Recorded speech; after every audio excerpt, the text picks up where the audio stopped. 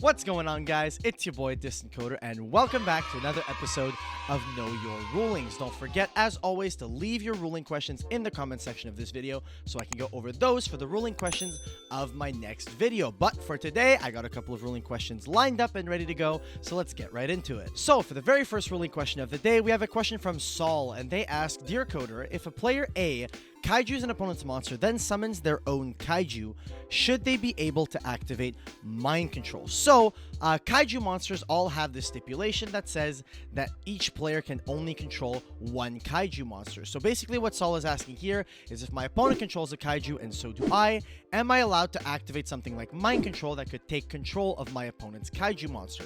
So in this case, yes, you are allowed to activate mind control on your opponent's Kaiju and take control of it.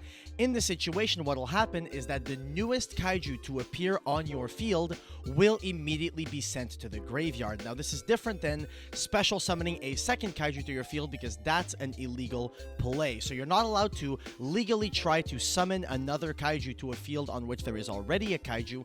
However, taking control works differently. If you take control of your opponent's Kaiju, because you now control two, whichever is the newest Kaiju that was added to your field gets immediately sent to the graveyard. Alright, this next ruling question comes to us from Ivan, and they ask, why can't you special summon Amazement Arlecchino on resolution of Amazement Coaster, but you can summon Multi-Faker on resolution of Personal Spoofing?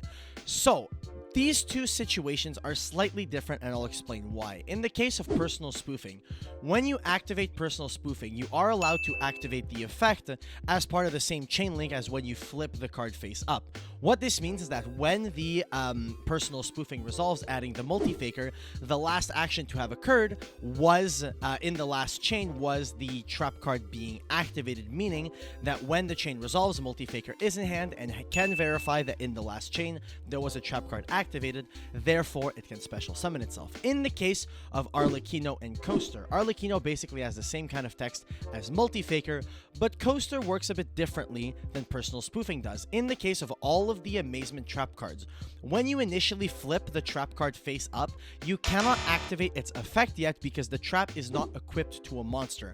So effectively what will happen is you'll flip up the Cyclo Coaster, target one of your opponent's monsters, for example, and you'll equip it to it, and then on resolution of that chain is when you can use the effect of Coaster to add the Arlecchino. But when the Arlecchino is added at this point, in the last chain, there was no trap card that was activated. There was only the effect of Cyclo Coaster, because effectively the way this works is you go flip up Cyclo Coaster, target the opponent's monster, chain resolves. New chain, Cyclo Coaster effect, add Arlecchino. So because this is the situation of how it goes down, the Arlecchino is not in hand on resolution of the activation of a trap card being flipped face up physically on the field. So here the Arlecchino will not be able to activate, as opposed to the Multi-Faker, which can, because the Personal Spoofing was flipped in the last chain before the Multi-Faker was added to the hand. Alright, this next ruling question comes to us from Soul, and they ask, can you tribute an unaffected dark monster with a graveyard effect of an Ogdoadic while Lair of Darkness is face up?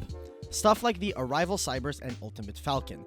When you compare unaffected cards to something like, for example, Monarch Stormforth, something like Lair of Darkness, these cards that allow you to tribute the opponent's monster, you still need to be able to affect that opponent's monster in order to be able to apply that effect that allows you to tribute the opponent's monster. So in the case of something like Stormforth or Lair of Darkness, if the opponent's monster is unaffected by card effects or so much as unaffected by spell effects, you will not be able to tribute the opponent's monster, specifically because Lair of Darkness and Stormforth still need to be able to affect the monster in order to allow you, as the player that doesn't control those monsters, to tribute the opponent's monster. The same thing applies for things like link summoning using your opponent's monster via a card effect, something like Unchained Soul of Rage.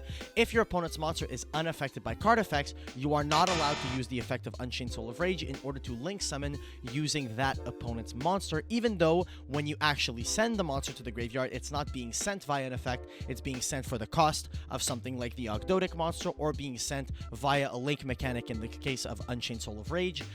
Even though you're not sending them via a card effect, you still need to be able to affect them for Lair or Stormforth forth to allow you to use that opponent's monster as part of the cost for your monster. Okay, this next ruling question comes to us from Blast RL, and they ask, if one Cyframe Lord Omega banishes multiple cards from the hand, like if it was brought back with DDR, will all or just the most recent card be returned to the hand? So in the case of Cyframe Lord Omega, it has the effect that it can banish itself and a card from your opponent's hand until the standby phase of your opponent's next turn. Effectively, the way this will work, if one physical copy of Cyframe Lord Omega ends up banishing multiple cards. So in this case, it would be something like Omega rips a card from the opponent's hand, you special summon it back with DDR, and then use the effect again, so you'd effectively rip 2 cards. When the next standby phase comes by, and you would effectively resolve the effect of the Cyframe Lord Omega, even though Omega does not return twice, both the cards that you rip from the opponent's hand will be returned to the hand. Another neat interaction with this is, say for example, you use the Omega, rip an opponent's card, and then the Omega gets returned to your extra deck by some means. Even though the Omega itself doesn't return to the field, the effect still resolves during the opponent's next standby phase in order to return those cards back to their hand. So you could rip their entire hand with one copy of Cyframe Lord Omega, return the Omega back to the extra deck so it's not even summoned back during the next standby phase. All of the cards that were ripped by Omega will return to the opponent's hand at the moment at which they would return to the opponent's hand. This next ruling question comes to us from Francisco Bono, and they ask, what is the difference between then and if you do effects, and how do these interact with the optional when effects? So in my last video, I talked about missing the timing, which is something that occurs when you have optional when trigger effects. In this case, basically they're asking if an effect says then, or if an effect says and if you do, how does it interact with these cards that basically can miss timing? So the difference between and if you do and then, they both are 2 conjunctions that effectively work the same way. The only difference between the two is that and if you do is considered simultaneous, as opposed to then effects being considered sequential. And this does have an impact on missing the timing type cards, because for example, we'll use Dupe Frog once again like I did in my last video. If I control Dupe Frog and I use the effect of something like Dragonic Diagram, which says destroy a card you control, and then and if you do, add an True Draco or True King card from your deck to your hand. If you destroy the Dupe Frog, and if you do add a True Draco spell, what will happen in this case is that the action is considered to be simultaneous, because and if you do conjunction is always considered to be simultaneous. So because it's simultaneous, yes, the last physical action you occurred was to add a card from deck to hand.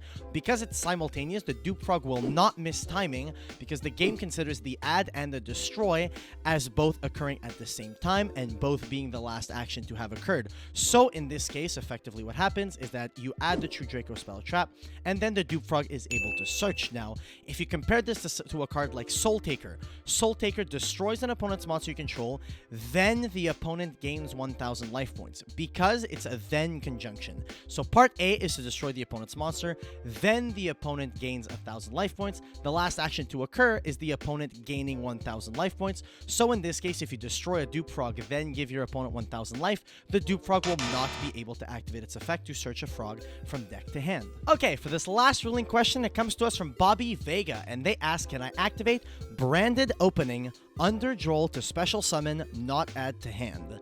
So in the case of Branded Opening, it's a card that discards a card and then takes a Despia monster and either adds it to your hand or special summons it. Under Droll and Logbird, you are allowed to activate Branded Opening. You're simply not allowed to choose to add the monster from your deck to your hand, so you'll only have the option to special summon it from the deck. This is a ruling that came up quite often with something like Soul Eating Oviraptor.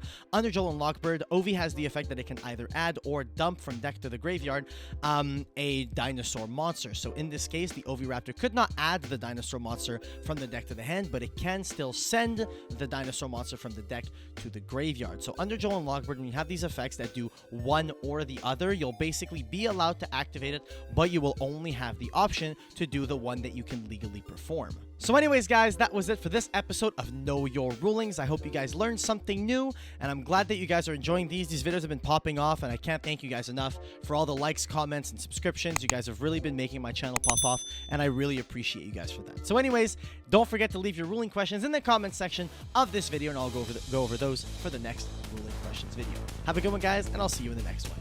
Peace!